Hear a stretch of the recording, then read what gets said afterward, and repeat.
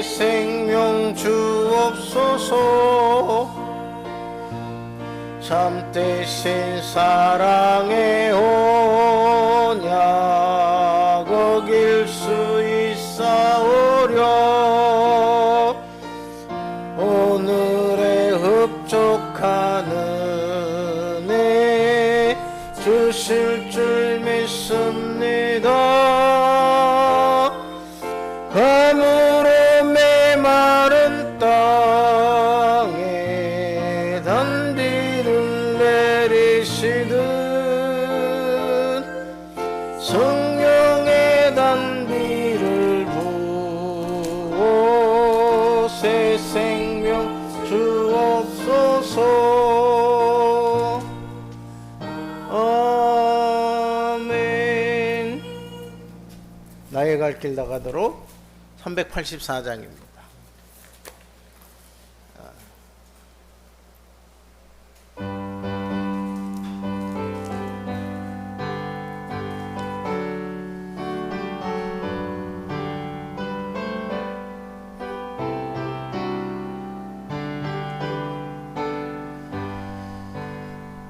나의 갈 길 나가도록 예수 인도하시니 내 주 안에 있는 긍휼 어찌 의심하리요.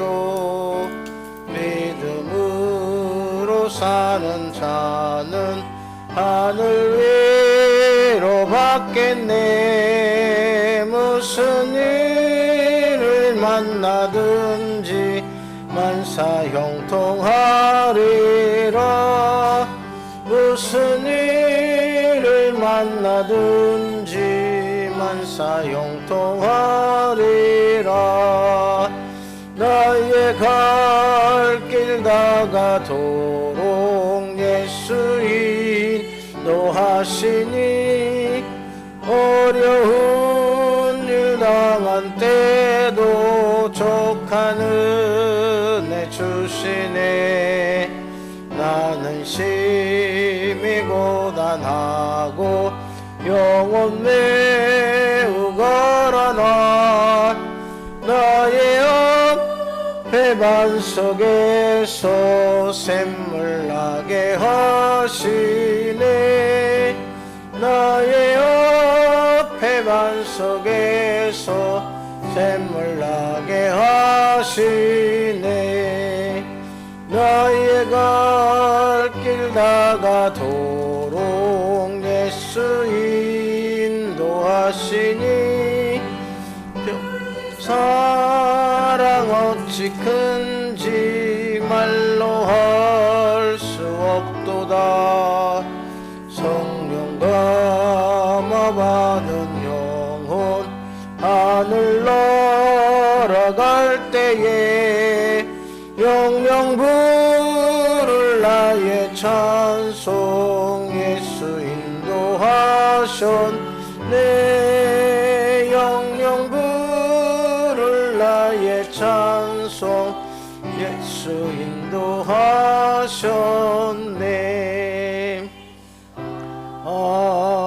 아멘. 제가 그 힘들고 어려울 때나 이제 저기 할 때 그 가장 조금은 위축돼 있을 때 내 마음속에 항상 불렀던 찬송이 있는데 갑자기 생각나는데 그거 한 장 더 하고 우리 한번 말씀을 보도록 합시다. 죄에서 자유를 얻게 함은 보혈의 능력 주의 보혈. 이게 몇 장이지?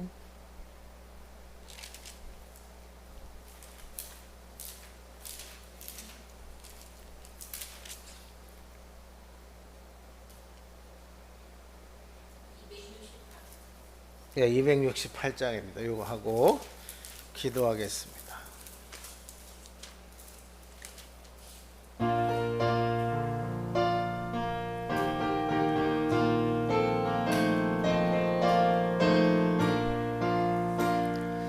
죄에서 자유를 얻게 함은 보혈의 능력 주의 보혈 시험을 이기고 승리하니 참 놀라운 능력이로다. 주의 보혈 능력이 또다. 주의 피 믿으오. 주의 보혈 그 어린 양의 매우 귀중한 피로다. 육체의 정욕을 이기림은 보혈의 능력. 주의 보혈 정결한 마음으로 깨하니 참 놀라운 능력이로다. 주의 보혈 능력이 또다. 주의 피 믿으오. 주의 보혈 그 어린 양의 매우 귀중한 피로다. 육체의 곧 보혈의 능력. 주의 보혈 부정한 모든 것 밝히시니 참 놀라운 능력이로다. 주의 보혈 능력이 또다. 주의 피 믿으오. 주의 보혈 그 어린 양의 매우 귀중한 피로다. 구주의 복음을 전할 제목 보혈의 능력. 주의 보혈 날마다 나에게 찬송 주니 참 놀라운 능력이로다. 주의 보혈 능력이 또다. 주의 피 믿으오. 주의 보혈 그 어린 양의 매우 귀중한 피로다. 아멘. 우리 말씀 보도록 하겠습니다. 야고보서 2장입니다. 14절부터 끝절까지.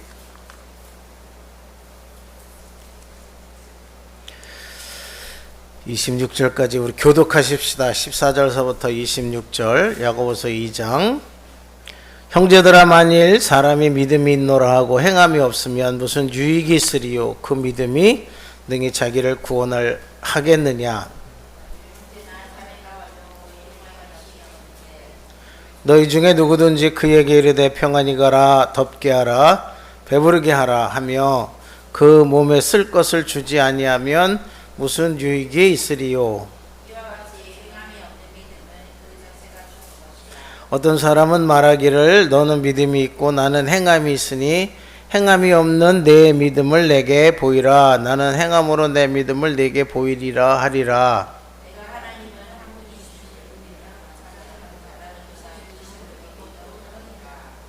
허탄한 사람아 행함이 없는 믿음이 헛것인 줄을 알고자 하느냐.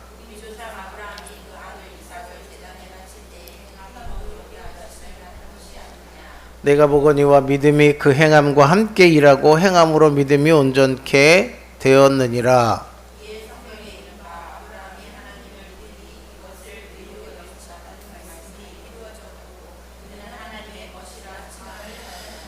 이로보건대 사람이 행함으로 의롭다 하심을 받고 믿음으로만 아니니라.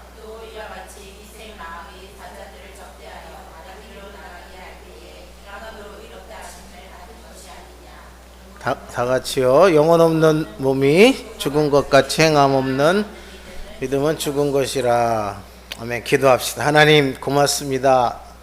이 한 주간의 중간 이 수요일 이 아침에 또 우리들이 하나님 앞에 나와 기도회로 또 말씀을 읽고 그 말씀을 다시 한번 묵상하고 또 나누고 또 말씀을 듣기를 원합니다. 이 말씀 속에 우리들이 알고자 하는 일들, 깨닫고자 하는 일들, 또 우리가 우리를 점검해야 되는 그러한 일들이 있을 때 이 말씀이 우리들의 점검이 되어지게 하시고 또 돌아볼 수 있는 시간 되어지게 해 주시옵소서. 예수님의 이름으로 기도드립니다. 아멘. 자주는 안 뵙고, 사실은 누가 누군지 잘 저는 이제 이 수빅에서는 잘 몰라요. 여기서 딱 두 분만 알아 내가. 우리 권사님하고 우리 강 집사님. 그리고 얼굴은 뵀는데 이게 정확하게 어디서 뭘 하시는지도 모르고, 이 수빅에서 이렇게 살다가 보니까 한 가지 나름대로 이 좀 신경 끄고 살아야 될 것이 있구나 생각했던 것이 이런 관계였어요. 왜 그러냐면 이게 좀 예민한 부분들이 지내다 보니까 있더라고요. 그리고 이제 저는 어쨌거나 필리핀 형제들이랑 함께 사는 사람이기 때문에 그냥 그 형제들이랑 열심히 잘 살면 된다라는 생각을 좀 가지고 있어서 그런 원인이기도 합니다. 근데 한 가지 이렇게 지나다 보니까 특히 한국 분들이 나랑 이야기를 하면 좀 기분 나빠할 때가 되게 많더라고요. 분명히 나는 좋은 뜻으로 얘기를 했는데 제가 하는 그 말투라든지 그 말이 이렇게 상대방을 기분 나쁘게 오해할 수 있게 되더라는 거죠. 얼마 전에도 이제 우리 사모가 요셉이한테 무슨 얘기를 이렇게 했어요. 뭔가를 좀 결정할 때 좀 신중하게 해라. 근데 그 신중하게 해라까지는 괜찮았는데 그 전후의 이야기가 이렇게 연결이 되어지게 되면 오해할 수 있는 소지가 있는 거예요. 그게 왜 그런가 그랬더니 이 한국말은 이 단어와 이 단어 사이에 무언가의 설명이 들어가지 않으면 이게 바로 연결해 버리면 그 뜻이 바로 연결되어지잖아요.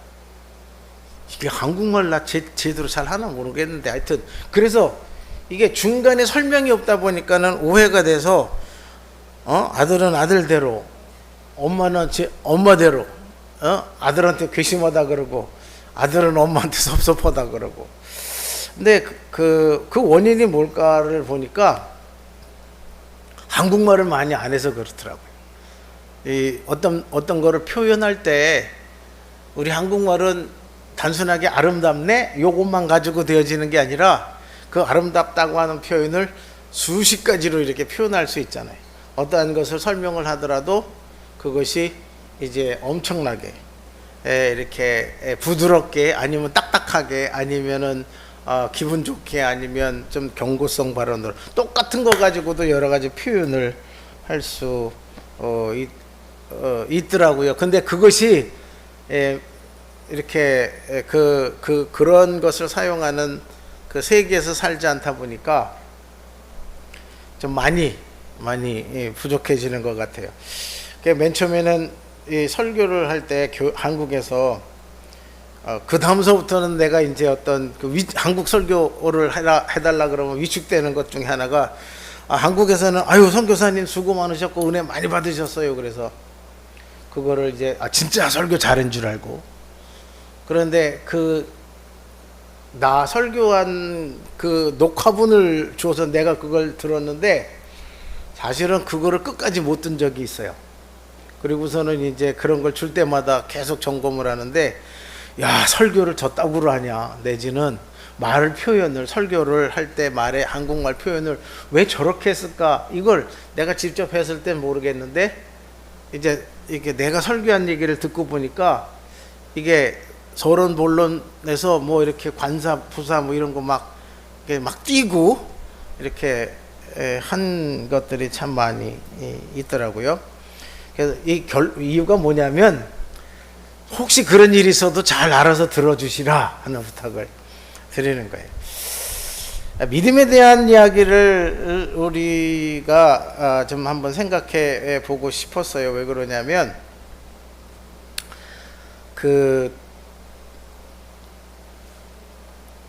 사실은 성인교회를 하면서 정신없이 살다가 보니까 모든 걸 나는 어느 정도는 잘 하면서 오고 있었다라는 생각을 생각이 아니라 확신을 가지고 있었는데 어느 한 순간에 이렇게 뒤를 돌아보면서 이렇게 점검해보고 또 그 다음 단계로 이렇게 가고 싶어서 이렇게 움직이려고 하다 보니까 거기에는 너무 함정이 많은 거예요. 다시 말하면 그걸 쉽게 표현하면 나는 100까지 왔다라고 생각하고 이제 뭔가를 해보려고 하는데 실질적인 것은 70 정도? 그러니까 30%가 내가 생각한 거에 차이가 있으니까 가지도 못하고 그랬다고 다시 주저앉지도 못하고 하는 그런 위기의 시간들이 있었어요. 우리 믿음 생활을 하다 보면, 우리 신앙 생활을 하다 보면 우리가 우리 자신을 돌아보지 않으면 내가 지금까지 내가 열심히 기도도 했고 교회 생활도 했고 또 어떤 직분도 맡았고 뭐 또 연차도 오래됐고 뭐 그랬으니까 내가 지금까지 어느 정도 선교를 신앙생활을 잘 하고 왔겠지, 더 잘 하고 있을 거야 라는 생각을 할 수 있게 되죠.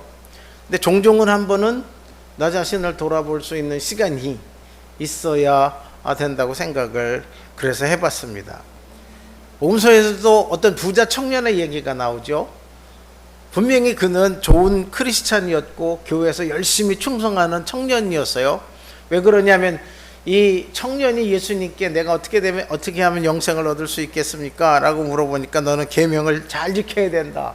그랬을 때 이 청년이 자신 있게 대답할 수 있었던 건 나는 계명을 잘 지켰다는 거예요. 주일 성수 잘했고 11조 정확하게 했고 또 교회에서도 봉사했고 또 불쌍한 사람이 있으면 부자도 했고. 왜? 그 청년은 부자였으니까. 그런데 그 속에 기쁨이 없었어요. 때로는 확신도 없었고. 그래서 그것을 얻고 싶어서 예수님께 여쭈어 봤는데 예수님이 사랑스럽게 그 청년을 보시면서 하시는 말씀이 내게 한 가지 부족한 것이 있다. 그게 뭐예요? 너희 재산을 다 팔아서 가난한 사람에게 나눠주고 나를 따르라. 그럴 때 이 청년이 고민하면서 돌아갔다. 이유는 부자여서, 돈이 많으니까.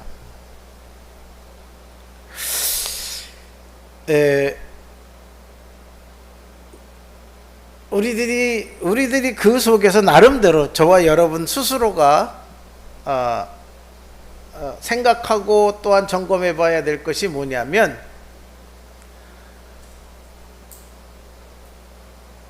잘 포기하지 못하는 부분들이 있다는 거예요. 포기하지 못하는 부분. 내가 주일을 하는데, 내가 신앙생활을 하는데, 내가 이거는 가능한데 이거는 힘들다, 이거는 어려워, 이런 쪽이 많아요. 뭐 저 개인적도 그런 것이 있어서 다시 한번 이렇게 돌아보면서 또 다시 한번 점검하면서 이렇게 가는데, 우리들에게는, 여러분 자신에게는 그러한 것들이 무엇이 있을까 하는 생각을 한번 하는 시간을 가져봤으면 좋겠습니다. 왜 그러냐면 여기 오늘 야고보서에서 보면 형제들아 만일 사람이 믿음이 있노라 하고 행함이 없으면 무슨 유익이 있으리요? 그 믿음이 능히 자기를 구원하겠느냐 하면서 행함에 대한 말씀을 하면서 이 진정 믿음이 있다고 하면 그 행함으로 22절에 믿음이 온전하게 되었느니라 라고 하는 그 말 속에 우리들이 한번 생각해 보아야 될 것이 바로 순종이라고 하는 부분이라는 거예요. 여기서 분명히 아브라함에 대한 말씀도 나오고 있죠. 왜 아브라함이 의로 여겼어요? 믿음으로. 근데 그 믿음이, 그 아브라함의 믿음이 무엇으로 증명이 되었냐면, 무엇을 통해서 하나님이 네 믿음은 진짜야, 내지는 너가 가지고 있는 믿음은, 너 의는 확실해 라고 했던 것은 바로 그 하나님의 말씀에 그 순종하는 그 순종이었다고 하는 거죠. 아브라함과 부자 청년의 차이가 뭐라고 생각하세요? 그 사람 아브라함이 믿음이 없고 하나님을 모르는 것도 아니고 믿음이 없다? 라고도 할 수 있겠지만, 근데 그거는 저는 개인적으로 믿음이 없어서가 아니라고 하는 거지요.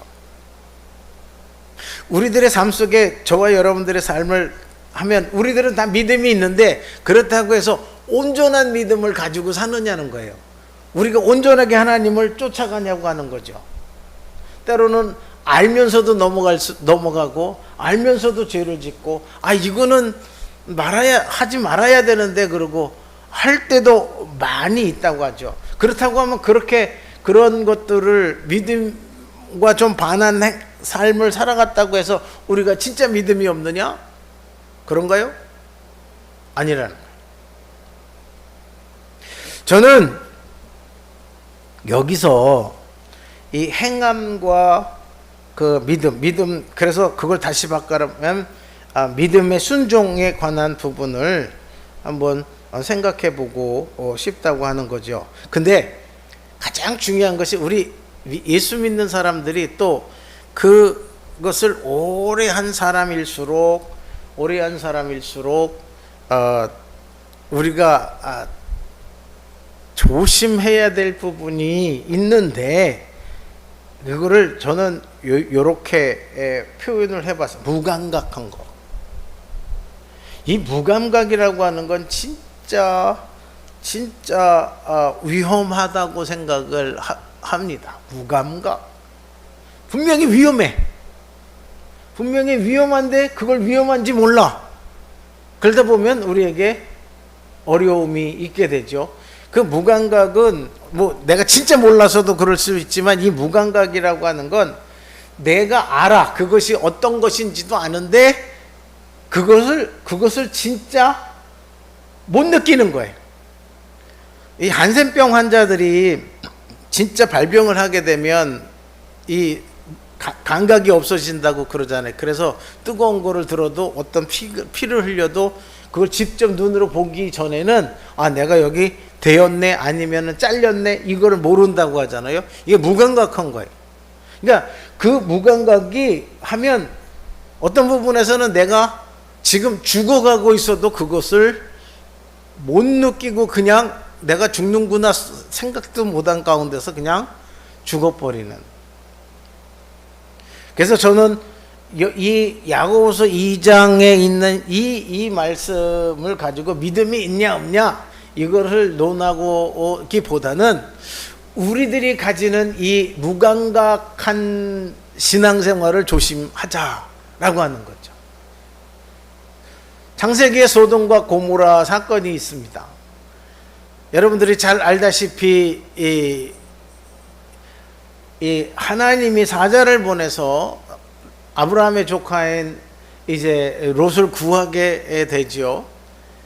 그것에 사는 사람들의 모습을 보게 되면 그 사람들이 그냥 육신적인 즐거움을 즐기고 있기 때문에 라고 하지만, 그러나 그 사람들이 가장 그 위험한 생각과 마음을 가지고 있던 것이 바로 그것이 죄라고 하는 것, 그것이 얼마나 나쁜 거라고 하는 것을 알지 못하기 때문이라고 하는 거예요.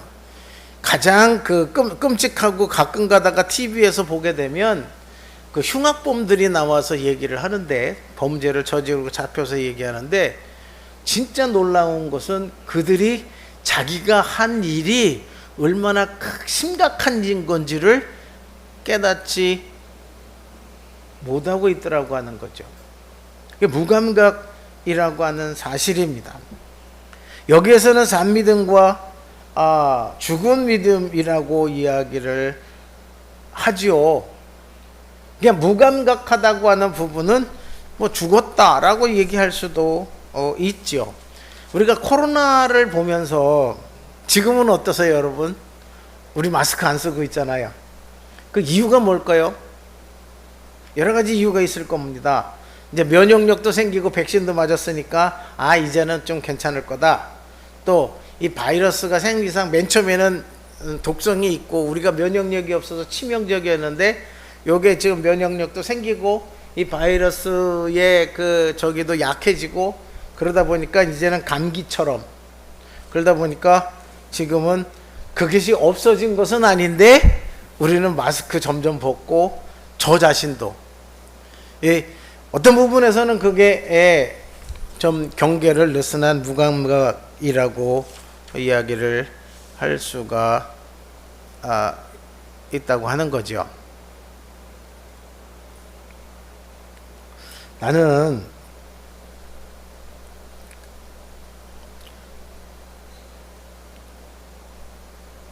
이 믿음에 대한 부분은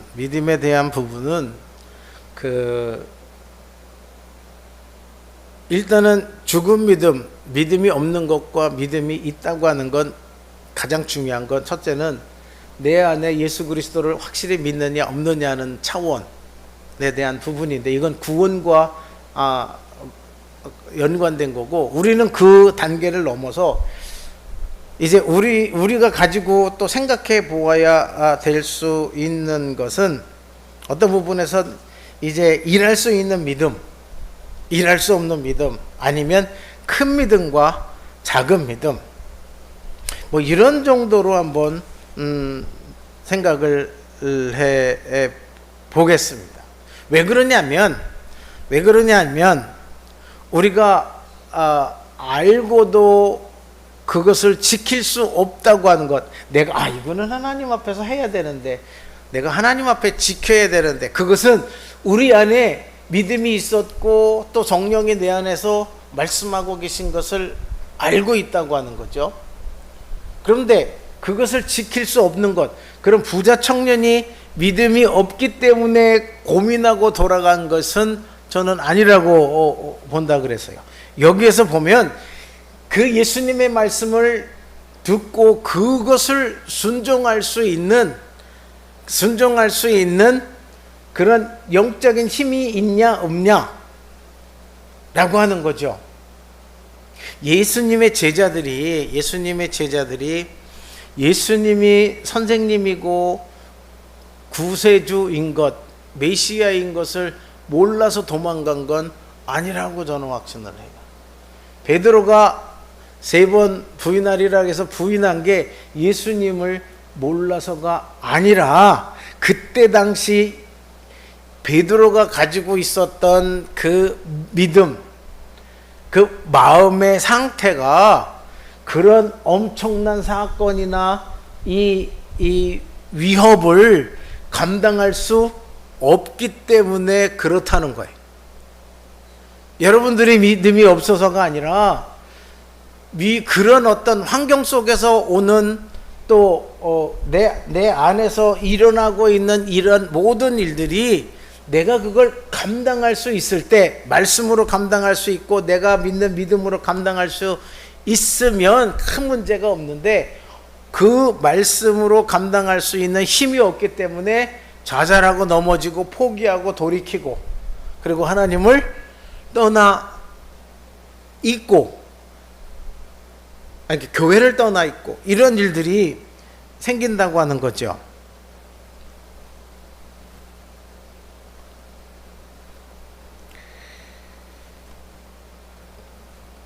그러면 우리가 이런 죽은 믿음이 아니라 산 믿음, 온전한 믿음, 이러한 것들을 가지고 가기 위해서는, 끝까지 승리하고 가기 위해선 어떻게 할 것인가, 또 무엇을 해야 될 것인가 하는 것은 사실은 그게 큰 것을 우리가 해야만이 되어지는 것은 아니에요. 여러분, 삭개오가 예수님을 만났어요. 예수님을 만나 보니까 너무 기쁘고 감사해서 자발적으로 내가 재산의 절반을 드리겠다, 그리고 내가 토색한 것이 있으면 4배나 갚겠다 라고 했던 그것이 처음서부터 내가 만약에 예수님을 만나주면 내가 그렇게 하겠다, 이것이 아니었다는 거예요. 이 삭개오는 단순히 진짜 메시아로 왔다는데, 예수님을 만나면 병도 고치고 뭐 불쌍한 사람 만나 주신다는데, 아마 외로워서 만나봐야 되겠다. 저 사람이 누군가 호기심도 있었을 거라는 거죠. 그런데 예수님이 만나주셨어요. 그러면 삭개오를 하나를 보더라도 우리가 무엇만 가지고 있으면 되냐면, 우리가 세상에서 내가 연약해서 넘어지고 쓰러지는 거, 그거에 대한 것 때문에 자책할 필요는 저는 없다고 생각을 해요. 전 그렇게 말씀드리고 싶고, 다만 넘어졌을 때, 내가 말씀에 순종하지 못했을 때, 그때 우리가 그리고 이 부자 청년처럼 포기하고 돌아가는 그런 어리석음만 변하지 말자는 거예요. 그리고 그 어린아이가 땡깡 피면서 엄마를 매달리잖아요. 근데 엄마가 힘들고 속상하고 바쁜데 그러면 자꾸만 뛰어내도 아이는 끈질기게 엄마 겨드랑이를 끝까지 잡고 있으면 결국 엄마는 그 아이를 아무리 바쁘고 힘들고 다른 일이 있어도 안아주는 것처럼, 우리들이 하나님 앞에 나아가야 된다고 하는, 하나님 앞에 서야 된다고 하는, 서겠다고 하는 하나님을, 그럼에도 불구하고 나는, 내 마음은 내가 지금 연약했기 때문에 넘어지고 쓰러지고 어떤 때는 상처로 있지만, 그러나 나의 눈은 항상 하나님을 향해 있고 하나님을 바라보고 그 은혜 안에 있기를 원하는 그런 간절함이 우리들의 마음에 있어서 계속 추구하고 나가면 하나님은 결코 우리를 포기하지 않으신다는 거예요.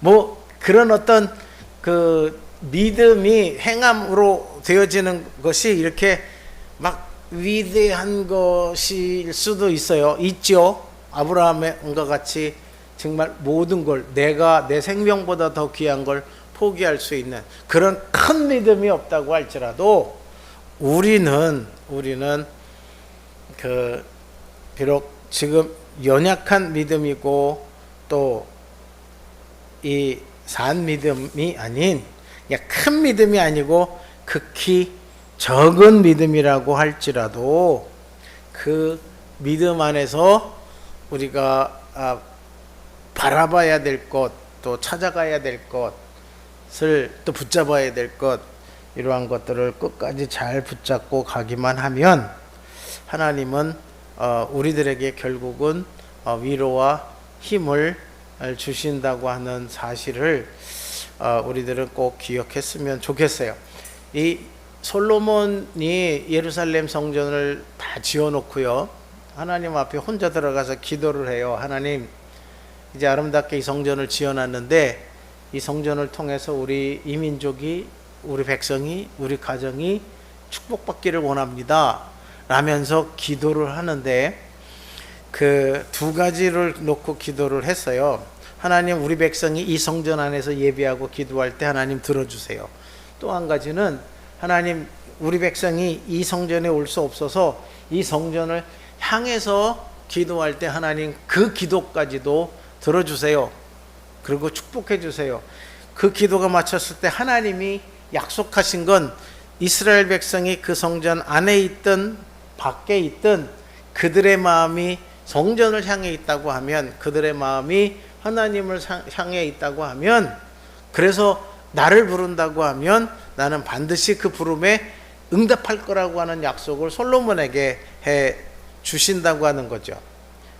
자, 우리에게 아브라함과 같은 큰 그런 순종할 수 있는 믿음, 아니면 비록 적은 거지만 어린아이와 같은 작은 믿음을 가지고 있어도 어떤 부분에서는 그것이 중요한 것이기보다는, 우리들의 중심이 크든 작든 어떤 상황이든지 간에 어디를 향해 있냐는 거예요. 설사 내가 세상에 분주해서 막 여러 가지로 생각하고 있다가도 문득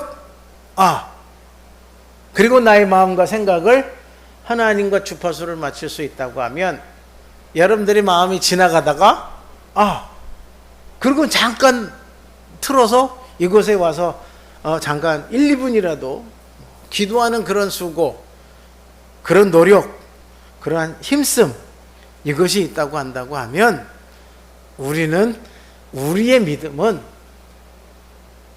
산믿음이라고 하는 거예요.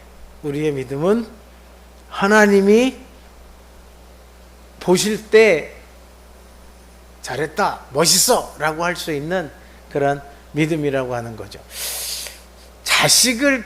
여러분들도 자식을 키우잖아요. 그죠? 사실은 자식이 무엇을 하고 어떠한 일을 하든지 간에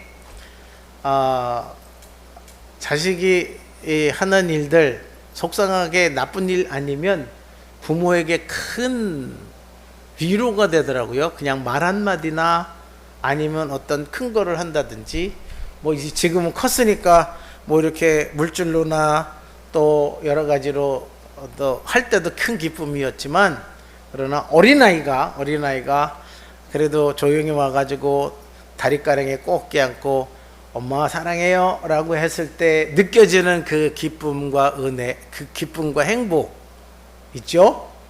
하나님은 우리에게 비록 우리들의 신앙과 믿음이 조금 작아서 아니면 또 커서 정도의 차이에 맞게 우리가 순종하면서 나가겠지만, 그러나 중요한 건 작든 크든 우리가 하나님 앞에 하나님을 향해 있고, 그 어린아이가 엄마 조그만 가리랭이 붙고 엄마 사랑해요 했을 때 느끼는 그 엄마의 행복과 기쁨을 우리도 하나님께 드리자는 거예요. 저와 여러분들이 각기 달라요. 또 상황도 다르고, 그렇기 때문에 일률적으로 똑같이 하나님 앞에 같이 드릴 수도 없고, 또 많이 드렸다고 해서 믿음이 좋은 것도 아니고, 적게 드렸다고 해서 믿음이 약한 것이 아니고, 진정으로 우리들이 할 수 있는 그러한 최선을 다하는 그런 모습으로 살아간다고 하면, 여러분들은 하나님께, 또 하나님이 보실 때 너는 믿음이 없어, 너는 죽은 믿음, 너 그런 믿음을 가졌냐가 아니라 잘하고 있다고 아마 칭찬을 해 주실 거라고 하는 확신이 저는 있습니다. 그리고 저는 그렇게 노력을 하고 있어요. 힘들고 어려울 때는 사실은 아무것도 할 수 없는 상황이 되더라고.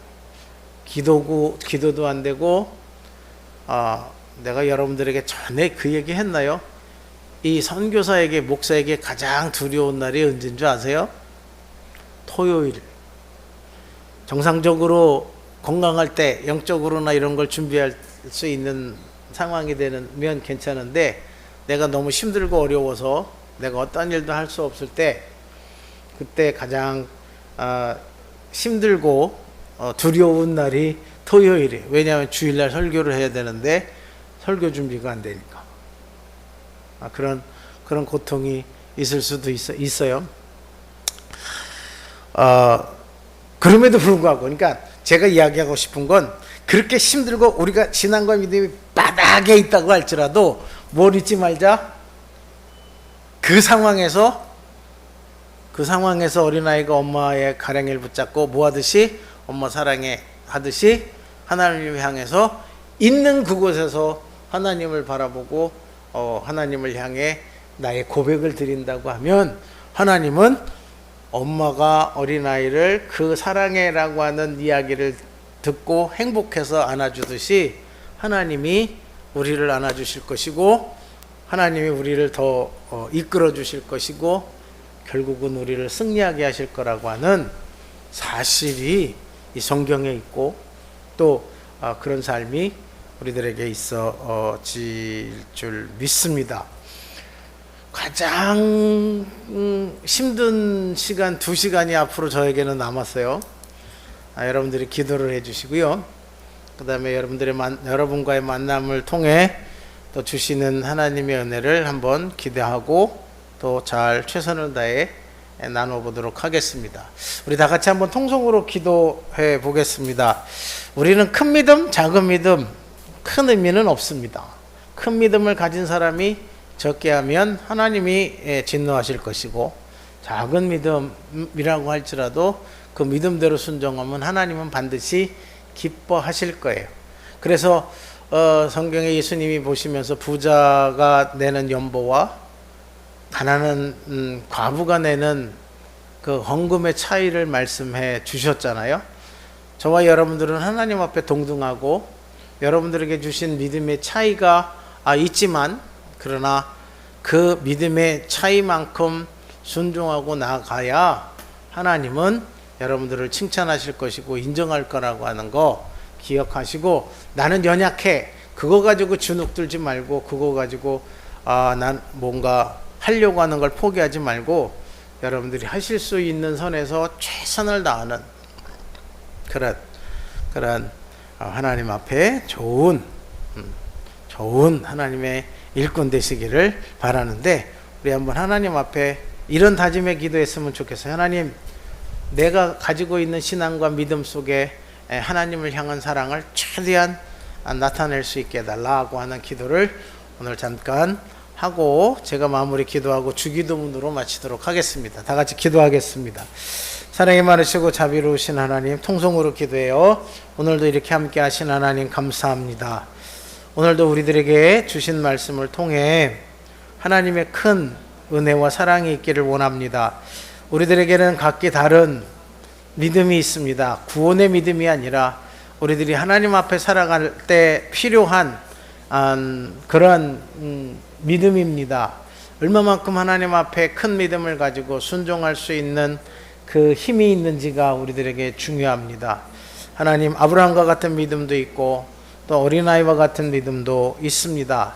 하나님, 그러나 큰 믿음을 가지고 부자처럼 아버지 하나님, 하나님 앞에 부분적으로 드리는 그러한 어리석은 자 되어지지 않기를 원합니다. 비록 적은 믿음이라고 할지라도 정말로 기쁨과 감사로 최선을 다해 몸과 마음과 뜻을 다해 드려질 수 있는 그런 믿음의 사람 되어지기를 원합니다. 그래서 그 믿음이 점점 커져가서 더 큰 일로 감당하고 순종할 수 있도록 아브라함보다 더 큰 믿음을 우리에게 주셔서 아브라함보다 더 큰 순종을 할 수 있도록 우리들에게 힘 주시고 은혜 주시기를 원합니다. 우리들은 죄인이고 연약하기 때문에 넘어지고 쓰러질 때가 참 많이 있습니다. 아니, 매일 쓰러지고 넘어집니다. 중요한 사실은 넘어지고 쓰러질 때 다시 일어날 수 있는 마음과 용기와 또한 긍정적인 신앙의 모습이 우리들에게는 참 중요하다고 생각합니다. 성령께서 지키시고 은혜 주시고 도우시고 역사하여 주시옵소서. 하나님, 이제 한국에 우리 담임 목사님 이제 치료차가 계십니다. 치료하시는 일들 일정 잘 진행되게 하시고 또 은혜로 또 교회로 또 이곳까지 오실 수 있도록 하나님 함께 해주시고 한국에 있는 동안 내 모든 시간들이 충분히 쉼의 시간 되어질 수 있도록 우리 하나님 함께 해 주시옵소서.